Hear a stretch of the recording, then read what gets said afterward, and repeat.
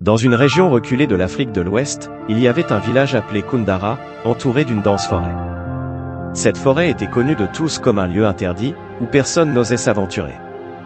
Les anciens du village disaient que la forêt était maudite, habitée par des esprits malveillants et des créatures qu'aucun humain ne devait croiser. Un soir, un jeune homme du nom de Kouma, connu pour sa témérité, décida d'ignorer les avertissements et de s'aventurer dans cette forêt.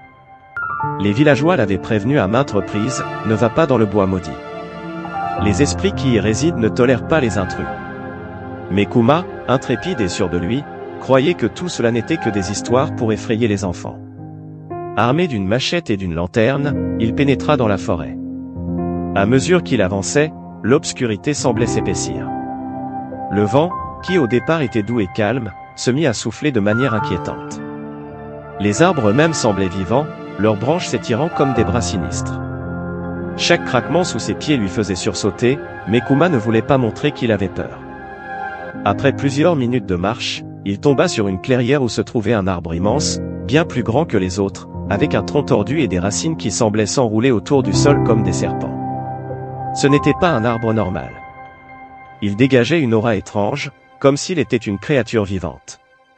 Au pied de cet arbre, une vieille tombe non marquée était visible, à moitié recouverte par les racines.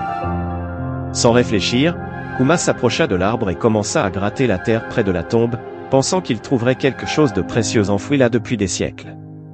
Mais à peine eut-il creusé quelques centimètres que le sol se mit à trembler violemment. Il recula, pris de panique, alors qu'une brume épaisse s'élevait du sol. C'est alors qu'il entendit une voix rauque et sinistre murmurer « Tu n'aurais jamais dû venir ici ». Kouma, terrifié, se tourna pour fuir, mais ses pieds semblaient collés au sol, comme si les racines de l'arbre l'avaient attrapé. Il tenta de se débattre, mais plus il luttait, plus les racines s'enroulaient autour de lui, l'étouffant lentement.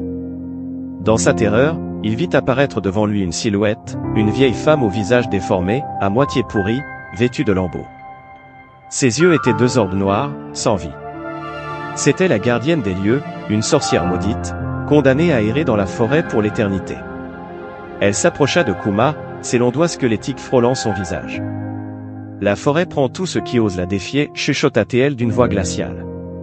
Kouma sentit son corps se figer, paralysé par la peur. La vieille femme tendit la main vers son cœur et, d'un mouvement rapide, plongea ses doigts dans sa poitrine. Kouma sentit une douleur atroce, comme si son âme elle-même était arrachée de son corps. Il hurla, mais aucun son ne sortit de sa bouche. Ses yeux devinrent vitreux et son corps tomba lourdement au sol. Le lendemain matin, les villageois, inquiets de ne pas avoir vu Kouma revenir, décidèrent d'aller le chercher. Ils savaient que quelque chose de terrible était arrivé. En arrivant à la lisière de la forêt, ils trouvèrent la machette de Kouma, mais aucune trace de lui. Aucun des villageois n'osa entrer dans le bois maudit.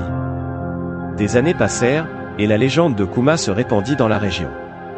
On racontait que, les nuits où la lune était pleine, on pouvait entendre les hurlements de Kouma résonner à travers les arbres, comme un avertissement à ceux qui seraient tentés de défier la forêt maudite. Certains disaient même avoir aperçu une silhouette errant parmi les arbres, un jeune homme avec des yeux vides, condamné à errer à jamais dans la forêt, prisonnier des racines du maléfice. Le village de Koundara resta silencieux et terrifié à jamais par cette histoire, et personne n'osa plus jamais s'approcher du bois maudit. Les anciens racontent encore cette histoire aux jeunes, rappelant à tous que certaines légendes ne sont pas faites pour être défies, et que les esprits anciens ne pardonnent jamais. Si vous avez aimé ce conte, n'oubliez pas de vous abonner pour ne rien manquer des prochains récits. Partagez vos histoires préférées en commentaire, et à très bientôt pour une nouvelle légende.